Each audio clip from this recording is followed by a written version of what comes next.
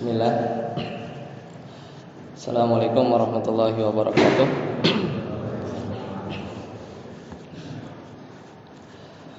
Alhamdulillah hamdan katsiran thayyiban mubarakan fi kama yuhibbu rabbuna wa yarda. Asyhadu an la ilaha illallah wahdahu la syarika lah. Wa asyhadu anna Muhammadan abduhu wa rasuluh. Allahumma shalli ala Muhammad wa ala ali Muhammad. Alhamdulillahilladzi bi ni'matihi tatimmus shalihat. Segala puji bagi Allah yang telah memberikan kepada kita nikmat yang begitu banyak. Di antaranya kita masih bisa diberi kemudahan untuk terus menuntut ilmu. Di antara ilmu yang patut kita pelajari adalah di pembahasan fikih Di pertemuan di bulan lalu kita sudah baru pendahuluan kita belum masuk sampai pertemuan sekarang. Kita masih kemarin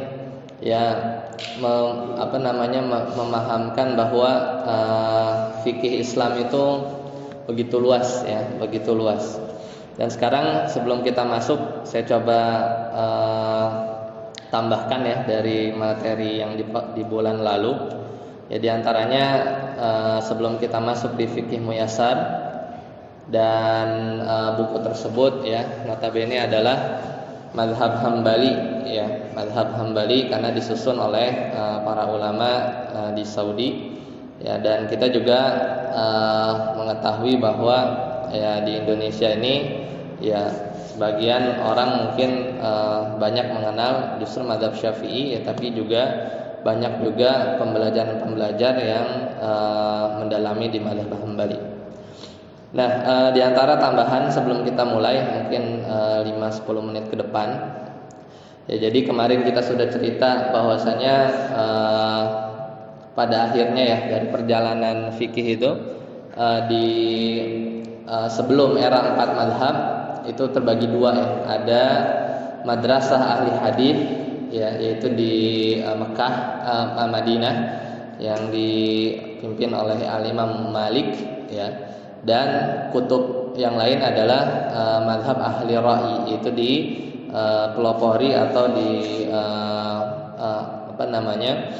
yang terkenal adalah Imam Abu Hanifah Nah dari situ baru berangkat kemarin masuk ke era mazhab ada 4 yang terkenal dan salah satunya adalah Imam Malik kemudian Imam Abu Hanifah.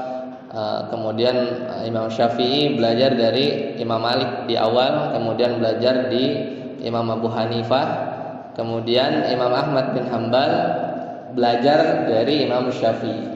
Jadi sebenarnya ujung-ujungnya gurunya sama, ujungnya guru-gurunya sama, bahkan guru-guru mereka di kalangan tabi'in dan para sahabat ujungnya ke Rasulullah SAW. Kita tidak bahas satu persatu Jadi mazhab Syafi'i, mazhab Hambali kita kenal sebatas tokohnya. Nah, tapi poin selanjutnya adalah kita mesti memahami juga bahwa di antara meskipun nanti kita belajarnya fikih Syafi'i langsung kita akan menemukan pendapat yang homogen tapi nanti di luar sana dalam bermasyarakat mungkin kita menemui pendapat yang lain maka kita juga harus tahu mengapa hal tersebut bisa terjadi padahal kan ujungnya sama ujungnya sama. Nah di antara sebab-sebab perbedaannya sebenarnya banyak. Yang paling menonjol adalah makanya kita diperlukan untuk mempelajari bahasa Arab karena di antara salah satu sebabnya adalah perbedaan memahami lafaz dalam bahasa Arab. Kemudian di antara sebab yang lain perbedaan riwayat. Kadang hadisnya beda dari sisi bisa jadi di pandangan ulama ini hadisnya sahih Kemudian di pandangan yang lain itu hadisnya lemah. Maka disitulah kesimpulannya juga jadi berbeda. Kemudian perbedaan sumber fikihnya usul fikihnya itu juga bisa melandasi terjadinya perbedaan. Nah, kemudian poin yang lain Saat kita tahu ya bahwa yang terkenal adalah di 4 mazhab, yaitu di mazhab Syafi'i, ya Maliki, kemudian Hambali dan Hanafi. Pertanyaannya adalah boleh tidak ya jika kita punya pendapat atau mengamalkan pendapat yang keluar dari 4 mazhab. Ya. Kadangkala bisa jadi apa yang kita amalkan itu keluar dari 4 mazhab tersebut. Nah, ini ada tulisan yang bagus ya dari seorang ulama yang terkenal, yaitu Ibnu Rajab, ya, Ibnu Rajab Al-Hambali. Beliau sampai menulis yang kurang lebih makna tulisannya adalah bantahan ya bagi orang yang dia mengikuti ya mazhab selain yang 4. Jadi Imam Ibnu Rajab Al-Hambali itu merekomendasikan ya yaitu 4 mazhab saja ya, tidak keluar dari pendapat yang lain ya dari 4 imam ini ya, dengan argumen-argumen yang beliau jabarkan, diantaranya bahwa 4 mazhab ya yang terkenal ini mereka ini adalah para mujtahid yang memang kompeten di bidangnya. Adapun kalau dibuka pintu mazhab yang lain maka nanti akan timbul kerusakan. Ya, meskipun argumentasi ini dibantah ya oleh sebagian ulama bahwa boleh ya kita mengambil pendapat di luar 4 mazhab. Ya, dan pada prakteknya lebih sering begitu, ya kan? Karena kan kalau dibatasi, misal ya ada pendapat-pendapat yang mungkin ditinjau lebih rajih ya, yang berpendapat adalah misalnya Imam Ibnu Taimiyah ya. Kemudian ada pendapat-pendapat fikih yang mungkin datang belakangan gitu kan. Tapi dirasa itu pendapatnya lebih pas ya. Dan memang berbeda misalnya dari 4 mazhab, maka selama pendapat itu dikeluarkan oleh mujtahid yang kompeten dan valid bahwasannya itu adalah hasil istihad beliau, maka itu boleh ya seorang mengikuti pendapat mujtahid yang memang secara kompetensi dia bisa beristihad sendiri. Ya. Cuman di zaman ini nggak ada lagi ya. Kalau berkaca atau melihat di zaman ini sudah tidak ada lagi ya, tidak ada lagi mujtahid yang bisa menyendiri dalam beristihad. Makanya di masa-masa sekarang ya, tugas kita atau pembelajar di masa sekarang bahkan nanti di masa yang akan datang adalah sebenarnya meneliti aja, karena hampir boleh dibilang sudah selesai ya pembahasan, kecuali yang kontemporer. Pun mau beristihad maka biasanya istihadnya itu jamaah, misalnya di MUI gitu kan, lembaga-lembaga yang di situ perkumpulan lah, di berbagai negara juga sudah melakukan istihad jama'i ya. Jadi para profesor gitu ya, doktor itu berkumpul ya, kemudian dia memecahkan satu permasalahan fikih dan istihadnya itu bareng-bareng.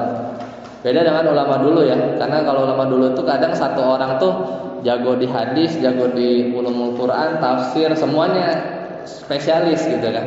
Kalau sekarang kan rasanya sulit ketemu yang Syekhul Islam gitu ya, semua bisa gitu ya, tapi jarang. Makanya pentingnya istihad jama'i biasanya di bawah satu lembaga fatwa gitu kan, lembaga-lembaga yang di sana memang isinya adalah yang pakar di bidang-bidang tertentu. Ya, kurang lebih itu tambahannya. Jadi nanti kita akan masuk ke pembahasan di fikih muyasar. Ya, silakan jika ada yang yang punya bukunya bisa dibuka. Kita mulai dari pembahasan awal ya, kita ulang. Ya, mulai dari muqaddimah ya. Kalau nggak salah di muqaddimah itu di halaman berapa nih? 17 ya, 17 Romawi. Muqaddimah. Nah, kita mulai ya. Jadi di sini urutan penulisannya ya, ini bagus ya untuk pemula meskipun tebal. Tapi nanti meskipun ini fikih muyasar, fikih yang dimudahkan, cuman saya coba nanti lebih ringkas lagi ya karena keterbatasan waktu. Jadi dimulai dari buku ini, penulis itu memulai tentang makna fikih ya, makna fikih di halaman VII atau 17 Romawi. Jadi fikih secara bahasa artinya pemahaman ya. Beliau tim ya, ini ini bukan seorang yang nulis, jadi tim ya penulisan buku ini memulai dari pembahasan definisi fikih ya. Sebagaimana kita tahu man yuridillahu bihi khairan yufaqihu fiddin ya. Atau fikih itu pemahaman secara bahasa ya, secara istilah adalah ya hukum-hukum syar'i yang berkaitan dengan amalan. Ya amalan ibadah seseorang. Makanya nanti keluar dari pembahasan fikih adalah pembahasan akidah ya kan.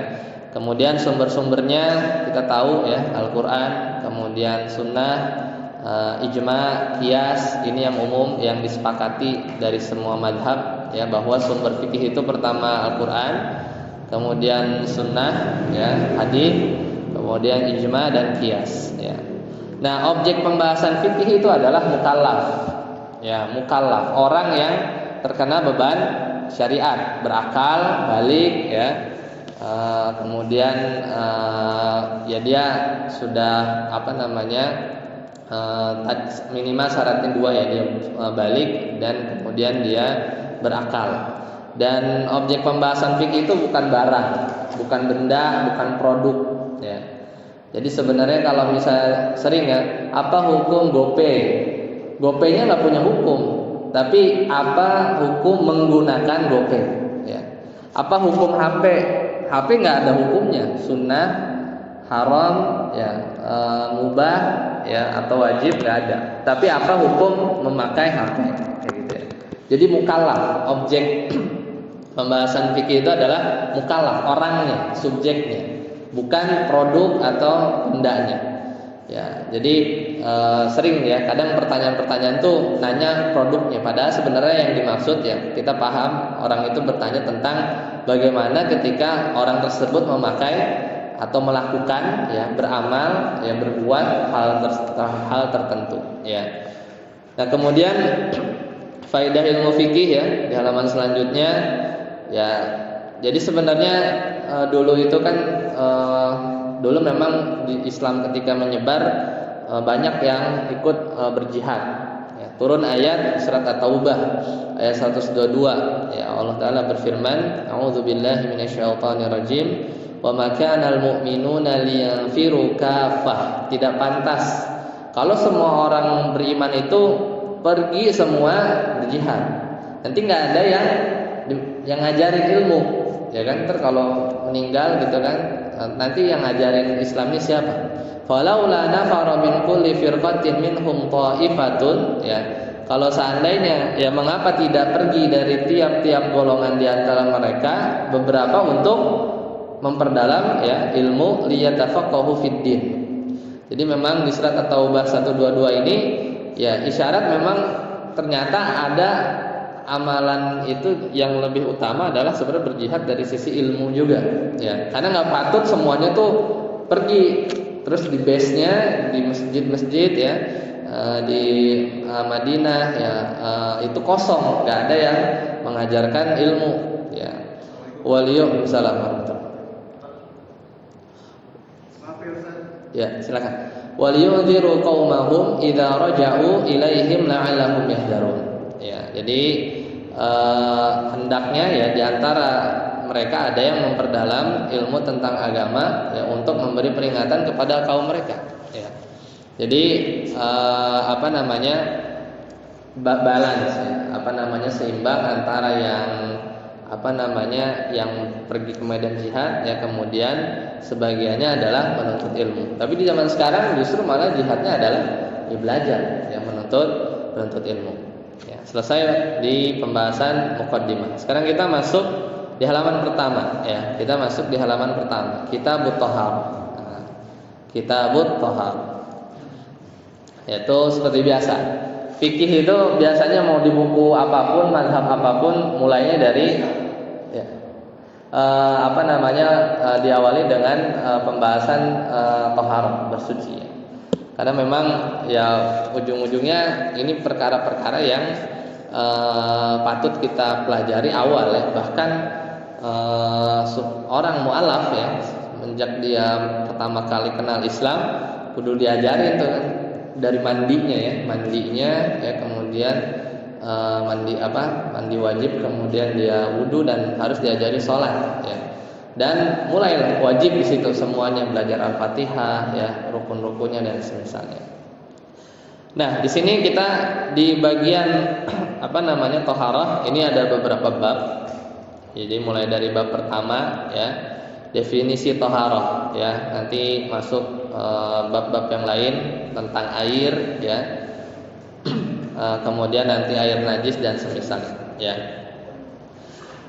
Nah, untuk gambaran, karena di buku Muyasar itu memang dia tuh per poin, cuman kesimpulannya kurang lebih seperti ini ya. Kesimpulannya seperti ini. Pertama ya, tadi tentang toharoh ya. Toharoh itu sebenarnya satu istilah ya yang menunjukkan ya kita itu berniat untuk membersihkan diri. Makanya secara maknawi itu maknanya adalah kita membersihkan diri dari kotoran-kotoran maknawi ya, yang abstrak, itu dari syirik, dari dengki ya, iri hati dan pengotor-pengotor lainnya ya. Jadi itu secara abstraknya, maknawinya, tapi secara hakikinya atau indrawinya adalah yang kita bahas di pembahasan fikih, yaitu kita berniat ya untuk membersihkan diri dari najis ya, dengan cara-cara tertentu ya. Kemudian dan kita berniat untuk menghilangkan hadas ya. Jadi hadas itu satu keadaan ya, dimana seorang itu ya karena satu dan lain hal dia perlu melakukan wudu ya, sehingga dia bisa melakukan ibadah yang memang dipersyaratkan untuk wudu tersebut ya. Jadi hadas itu kadang sebagiannya tidak rasional kan? Misalnya seorang dia buang angin tapi wudu ya kan, yang keluar anginnya nggak dibasuh sama sekali gitu kan. Jadi hadas itu kayak status gitu. Hadas itu status ya. Dia keluar buang angin kan mestinya yang lewatnya itu yang dibersihin, tapi kan enggak gitu kan. Malah muka, malah tangan, malah atau misalnya tayamum ya, dia harus ya cuman tangan, muka gitu kan.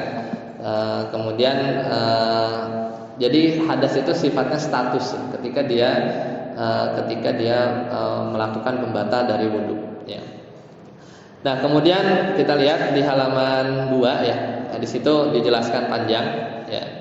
Jadi fungsi dari toharoh ya, kita menghilangkan hadas ya. Jadi sifat-sifat penghalang ya, yang menghalangi kita untuk bisa beribadah. Kemudian di antara toharoh juga adalah menghilangkan najis ya. Najis yang menempel ya, baik itu mudah ya, maksudnya misalnya di badan ya atau di pakaian, itu juga bagian dari toharoh secara umum ya. Jadi pertama dia itu bersuci ya dari hadas ya, kemudian yang kedua dia bersih dari najis ya. Intinya dua tujuan itu tercapai, maka toharoh itu bisa bisa dianggap selesai ya bagi seorang yang melakukannya. Nah, itu dari sisi definisi toharoh. Nah, kemudian masuk kita ke bagian kedua. Nah, sekarang bertoharoh itu dengan apa? Ya, ada media-media yang sudah dibahas. Ya, salah satunya adalah air. Nah, ini air itu menjadi pembahasan yang tersendiri. Jadi salah satu cara seorang bertoharoh ya, kita itu dengan air. Meskipun nanti bisa dengan tayamum ya, bisa juga mandi ya. Termasuk bagian toharoh adalah istinja ya, istijmar. Itu bahasa kita ya, cebok gitu ya. Itu menghilangkan najis. Nah, sekarang kita bahas bagian kedua dulu ya, macam-macam air. Nah, air ini kalau dibahas di pembahasan fikih di beberapa mazhab ini banyak macamnya ya, banyak macamnya. Pada kesimpulannya ya, air itu yang bisa dipakai untuk bertoharoh, dalam hal ini mandi ya atau wudu ya, itu ada 7 sebenarnya ya. Ada 7 ya. Jadi sebenarnya kita kenal ini 7 air ini ya. Jadi al-miyahul lati yajuzu biha tathhir ya, sab'u miyah. Jadi ada 7. Pertama itu ma'us sama, air yang datangnya dari langit ya, air yang datangnya dari langit. Baik itu hujan, salju, embun. Apa beda hujan sama salju? Apa beda salju sama embun? Asalnya di langit itu air, pas dia turun karena suhu dingin jatuh jadi padat itu salju. Kebalikan kalau embun ya di atas itu dia padat, pas dia turun ya dia cair, itu embun. Ya. Kalau hujan yang kita tahu, ya hujan kita tahu. Jadi memang secara asal penciptaan Allah ciptakan demikian. Ya, itu dinamakan air mutlak ya, bahasa yang lain. Wa ma'ul bahr yaitu air laut. Ya wa ma'un nahar, air sungai. Wa ma'ul bi'r, sumur, air sumur. Air sumur kan enggak ada di laut, enggak ada di sungai kan, kita harus gali ya kan. Wa ma'ul ain, ya air mata air ya, yang memang dia keluar dari sana. Ya wa ma'us talji wa ma'ul barad. Ya, jadi ini air-air yang secara ringkas kita bisa bersuci dengan air ini. Dalilnya ada.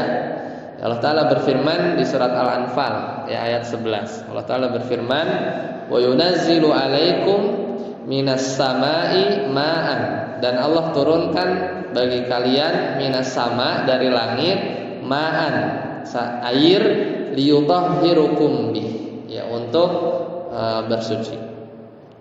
Terus yang dalil yang laut mana? Ada hadis. Kalau tadi kan dari langit, surat At-Taubah ya, surat Al-Anfal ya, ayat 11. Kalau air yang di bawah gimana? Atau air yang di laut? Yang di laut gimana? Itu di hadis Nabi ya, hadis diriwayatkan Imam yang 5, hadisnya terkenal ya. Ketika itu sahabat yang berpergian naik kapal, kemudian tanya ya bahwasanya kami berlayar di lautan bawa airnya sedikit karena buat minum, nggak mungkin minum dengan air laut. Tapi minum ini juga harus sharing dengan wudu. Makanya dia tanya, bolehkah kami wudu dengan air laut? Kalau wudunya dengan air laut kan gampang, gitu kan. Maka kata Nabi, ya huwa tahur. Ini berbicara tentang ma'ul bahr, air laut. Maka air laut itu tahur, ma'uhu ya huwa tahuru ma'uhu. Jadi si air laut itu tahur itu suci, mensucikan. Suci, mensucikan itu istilahnya tahur. Kalau suci saja tohir ya. Kalau tahur bidommi ya, dengan domma itu suci plus mensucikan. Karena ada air suci tapi nggak mensucikan. Air kopi, air es, air sirup ya, air mawar itu suci tapi nggak mensucikan ya, nggak bisa buat wudu. Al-hillu maitatahu, dan halal bangkainya. Jadi kalau di laut itu ya selain airnya suci ya, bangkainya juga halal. Cuman bukan kita bawa kebo, ceburin mati, bangkai kebonya halal enggak ya, enggak. Jadi ikan-ikanan yang tanpa disembelih ya, tanpa disembelih itu halal. Yang secara asalnya hidup di sana ya. Secara asalnya hidup di sana. Jadi dengan kaidah itu semua, jadi kita nggak usah perlu tanya satu-satu, bandeng halal nggak, ini halal nggak, kan udah jelas ya. Al-hillu maitatahu, kecuali nanti ada beberapa pengecualian ya. Jadi air yang suci tadi ya, secara asal itu 7 ya. Nah kemudian ya kita lihat lagi tadi ya di pembahasan tentang air. Tadi di halaman berapa tadi? Halaman 2 ya. Maaf. Ya, halaman 2.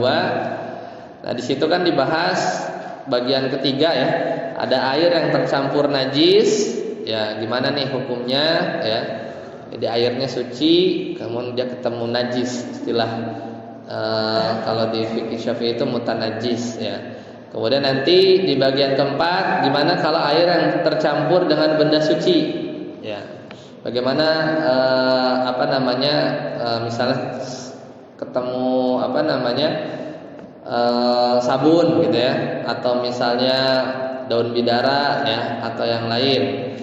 Maka kalau di sini kalau tadi ya, kalau yang najis ya, kalau di fikih muyasar dia sebutkan ketika dia ketemu najis ya, air yang tadi secara asal yang 7 tadi itu ketemu najis, kalau 3 sifat, pertama bau ya, berarti penciuman, rasa itu dicicipi ya, dan warna itu indrawi, mata ngelihat. Kan kita tahu warna air itu seperti apa. Umumnya rasanya itu kan tanpa rasa, baunya itu kita tahu ya, tanpa ada bau. Nah, selama 3 sifat ini tidak berubah, ya tidak berubah, maka ya jadi kalau maka air tersebut tidak menjadi najis. Ya, tapi dengan catatan kalau kita amannya itu adalah ya di sini sama ya, di sini menggunakan konsep kullah ya. Jadi kullah itu sekitar 217 ya, 217 liter. Jadi satu kullah itu 2 kullah itu sekitar 217 liter. Atau semisal kita punya kubus ya, itu sisi-sisinya sekitar 58 cm. Jadi 58 kali 58 kali 58 volumenya ya. Nah, itu satu kullah ya, hitungannya seperti itu. Nah, jadi untuk mengetahui air yang terkena najis itu dia air yang biasa kemudian kemasukan najis, pertama parameternya adalah perubahan di tiga sifat. Ya, jadi tadi bau, rasa, ya, dan warna. Ya, jadi mau banyak, ya, mau airnya. Kalau perubahannya sudah terlihat, ya dari salah satu dari 3 ini, ya maka dia dihukumi airnya tidak boleh digunakan, ya tidak boleh digunakan dalam artian tidak bisa menghilangkan hadas, ya. Jadi nggak bisa membersihkan najis, ya sama saja mau airnya sedikit atau banyak, ya apalagi karena sudah berubah, ya sudah berubah. Nah, tapi catatannya ya, adapun bila air yang tercampur najis tadi ya, jadi bila air yang tercampur najis tadi itu dari sisi volume ya, dari sisi jumlahnya ya, yang apabila air yang tercampur najis ya dari salah satu sifatnya itu tidak berubah, maka kalau airnya banyak ya, maka dia tetap suci ya, maka dia tetap suci dan bisa digunakan untuk bersuci. Tapi kalau airnya sedikit, maka ia najis. Ya, najis. Ini nggak ada papan tulis ya. Enaknya ditulis sebenarnya. Paham ya? Jadi saya ulang ya. Jadi berkaitan air najis, ya. Jika ada najis ya, jadi najisnya air ya yang bercampur dengan kotoran ya, yang semisalnya tadi, dan jumlahnya itu tidak sampai 2 kula ya.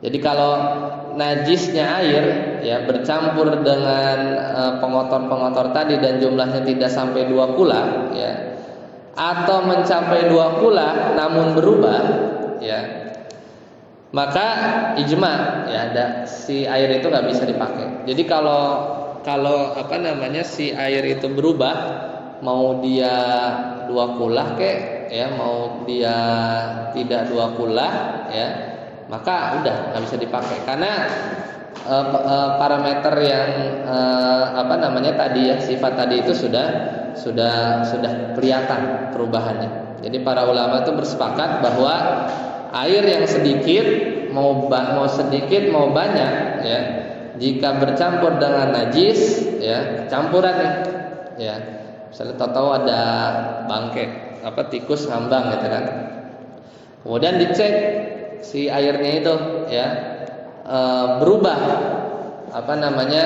dari sisi rasa ya, kemudian warnanya ya, kemudian baunya, maka itu najis ya, karena berubah ya, karena berubah ya. Tapi kalau pembahasannya adalah jika air yang jumlahnya tidak sampai kula, berarti jumlahnya itu ya kira-kira kurang ya dari tadi ya sekitar 200 liter. Ya, kita berbicara air yang kurang dari 2 kula. Ya. Maka ya di sini salah satu dalilnya adalah ya waktu itu Rasulullah ya pernah ditanya ya tentang ada air yang berada di padang pasir ya, yang itu dia diminum oleh binatang-binatang buas. Kita kan nggak tahu binatangnya itu apa, cuman sapi, kambing gitu kan, dan yang lainnya. Jadi ini Rasul ditanya ketika itu tentang air yang ada di padang pasir, yang kita tahu air itu diminum oleh binatang apa saja ya, entah binatang buas ini kan bisa juga anjing misalnya kan, atau binatang ternak, sapi ya, domba dan yang lain. Nah, komentar Rasulullah ya dalam satu hadis, idza kana al-ma'u qullatain lam yahmil khabath. Ya. Jadi sini dalil ya, diriwayat dari Abdullah bin Umar ya. Kata beliau, jika airnya mencapai 2 kula ya, maka ia tidak najis. Ya, maka ia tidak najis selama ya air itu tidak tidak berubah jelas ya dari sisi warna, ya bau dan sifat. Ya. Jadi binatang buas ini kan bisa jadi ada yang dia punya taring ya, sedangkan namanya punya taring dan dia binatang buas, dia pasti akan memburu binatang yang lain.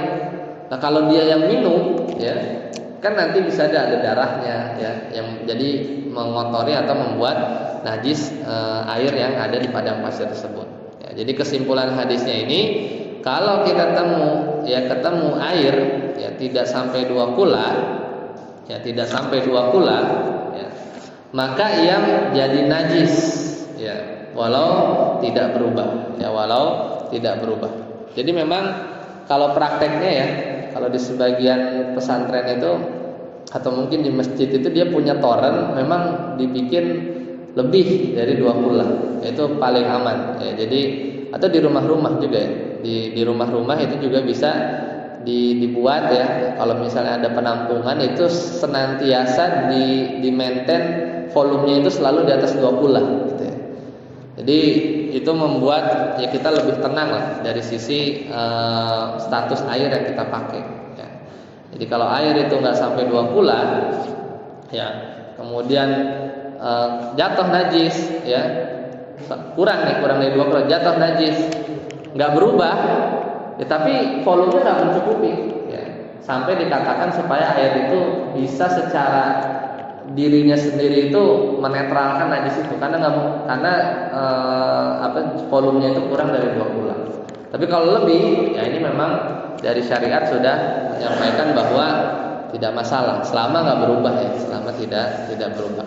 Kalau airnya cuma seember kemudian kemasukan najis ya, warna nggak berubah, ini nggak berubah, tapi kita tahu ada sesuatu yang masuk dan itu najis, nggak berubah, maka nggak bisa dipakai, tidak bisa dipakai. Apalagi berubah, udah sedikit berubah maka itu lebih tidak bisa dipakai, ya tidak bisa dipakai. Kira-kira di sini ada yang ingin ditanyakan? Silakan. Mudah-mudahan ini hanya pengulangan saja ya, dari sisi air ini ya, dari sisi najis atau tidaknya. Ya silakan.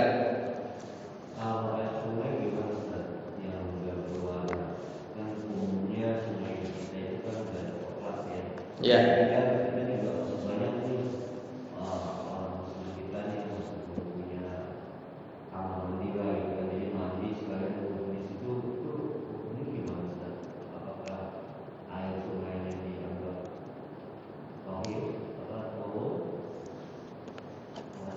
Ya, barakallahu fiik. Ya, jadi bagaimana ya status sungai ya? Ini tidak bisa dihukumi secara semuanya ya.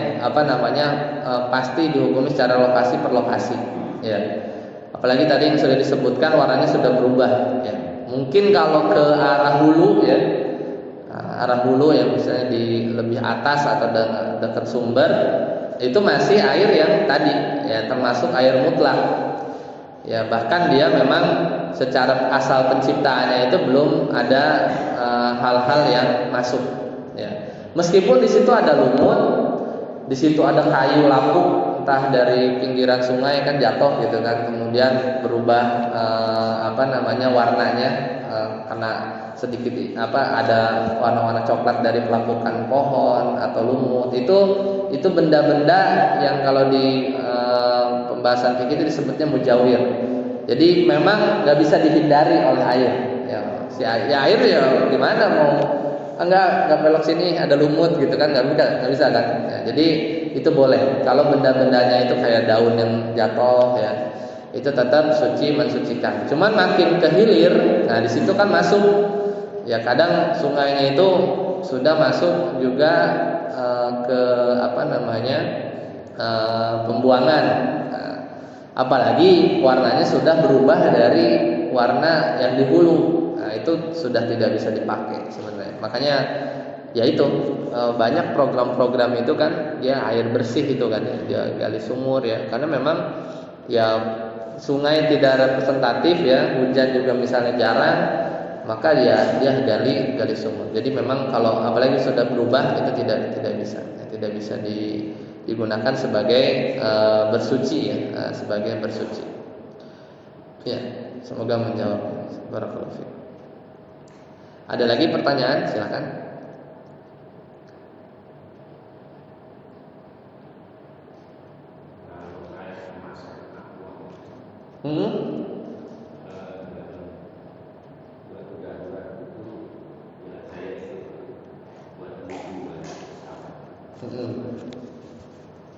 Ini kayak air ini ya? Ya. Nah, ini juga masuk ya. Ini kan bisa jadi ada pemurnian. Oh, di sini atau misalnya ada apa istilahnya itu kaporit gitu ya. Misalnya di kolam renang gitu ya. Itu gimana?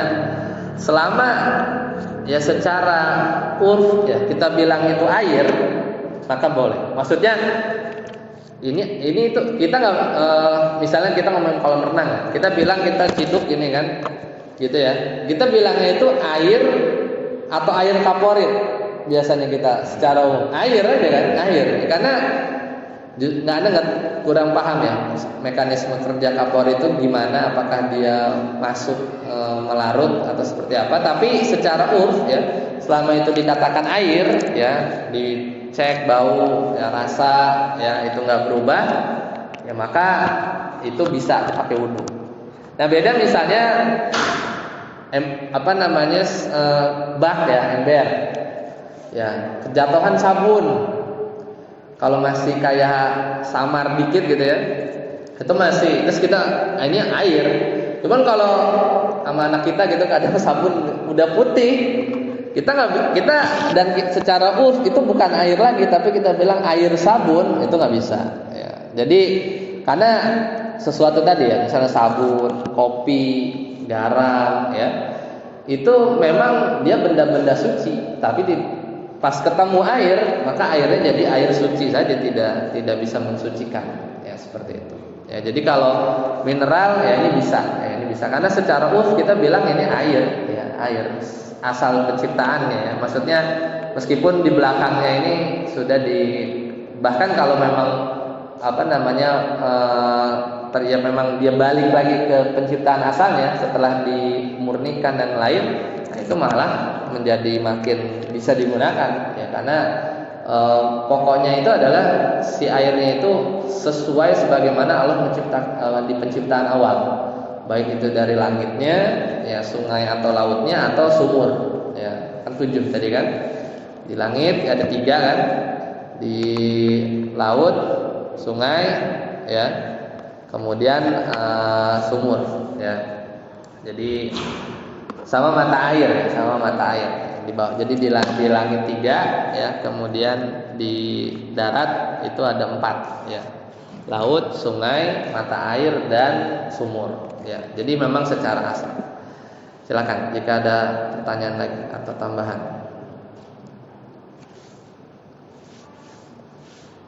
Coba kita lihat di Fikih Muyasar ya. tadi insya Allah mudah ya, pembahasan ini mudah. Ketemu air, ya, ketemu benda suci, tadi kita sudah. Nah, di sini ada bagian kelima, hukum mustakmal. Nah, air yang udah dipakai bersuci, nah itu namanya istilahnya mustakmal. Mustakmal, istakmala yastamilu. Jadi air yang sudah dipakai. Ya. Bagaimana? Ya, maka air mustakmal itu biasa kita wudhu, misalnya kita tampung. Nah, air bekas wudhu orang itu namanya air mustakmal. Nah, air ini kalau di mazhab Hambali, ya, itu kategorinya airnya suci, ya, dan mensucikan juga, ya, menurut pendapat yang sahih. Ya, dalilnya bahwasanya Nabi ketika wudhu, ya, para sahabat itu hampir merebutin itu air wudhunya Nabi, ya. Jadi memang, dan berdasarkan hadis dari Abu Hurairah bahwasanya dari manusia innal mu'mina la yanjusu. Orang mukmin itu enggak najis, ya, tidak najis. Nah, di sini air suci yang mensucikan, yang menurut pendapat yang sahih, ya, itu bisa dipakai untuk berwudu, menghilangkan hadas, ya, selama, ya, tadi airnya nggak berubah, ya, airnya tidak berubah tadi sifat-sifatnya. Ya. Jadi kalau di kesimpulan di fikih muyasar itu air mustakmal bisa dipakai, ya. Air mustakmal itu bisa dipakai. Nah, kemudian kita lanjut di bagian ke-6. Tadi kan yang kelima yang mustakmal. Nah, air sisa, ya, air sisa manusia atau hewan ternak, ya. Jadi posisi air yang tersisa di satu bejana, ya, setelah ada manusia atau hewan ternak yang meminumnya, maka gimana status air tersebut? Ya, di fikih muyasar di sini jelaskan, pertama karena manusia itu secara asal suci, ya, maka sisa minumnya juga suci. Jadi balik lagi hukumnya itu sama, ya, dia bisa dipakai untuk menghilangkan hadas. Mau itu orang muslim atau kafir, ya. Jadi kalau di sini seperti itu, ya.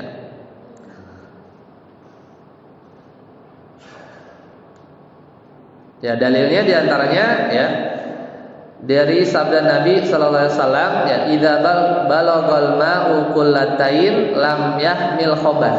Jadi dalilnya sama tapi peruntukan yang lain. Ya, jadi bila air mencapai 2 kula maka tidak mengandung najis. Ini kan kisahnya tadi adalah ketika seorang ditanya, ya, bagaimana air tuh yang di padang pasir itu. Ya, padang pasir kan air mestinya sisa, ya, maksudnya ada kemungkinan tadi, ya, entah binatang buas atau entah itu binatang ternak.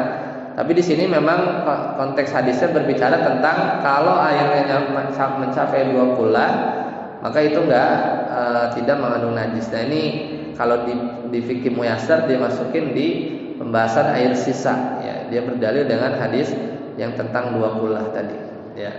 Tapi kalau jelas-jelas air sisanya itu adalah bekas sisa dari hewan-hewan yang najis, misalnya anjing, ya, dan yang semisalnya atau babi, ya, maka itu nggak bisa kita gunakan, ya, untuk berwudu, ya. Nah, itu tambahan, ya, kalau di fikih muyasar, ya, ada pembahasan yang ke-6 itu berkaitan dengan air, ya. Baik. Ya. Ini ekstrimnya, ya. Ya, silakan. Kalau air pertama kan berdekat, bagaimana kita wudhu, airnya kita potong di ember, ada dipakai lagi sama yang lain. Ya, kalau di tinjauan di fikih muyasar itu boleh, tapi dengan catatan tidak tidak berubah, ya, tidak berubah, ya, tidak berubah sifat-sifat tadi, ya.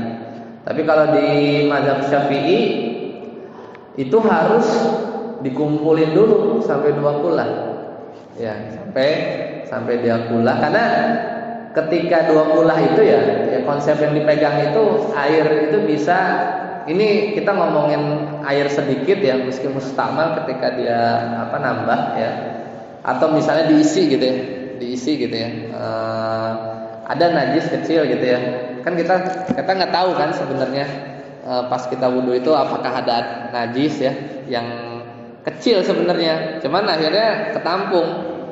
Makanya tampungannya itu tuh dibikin 2 kulah dulu ya, istilahnya tuh kalau kita ngisi kan dia luber gitu kan ya. Jadi kalau dia 2 kulah, najis yang sedikit itu ma'fu ya, diampuni ya, seperti itu.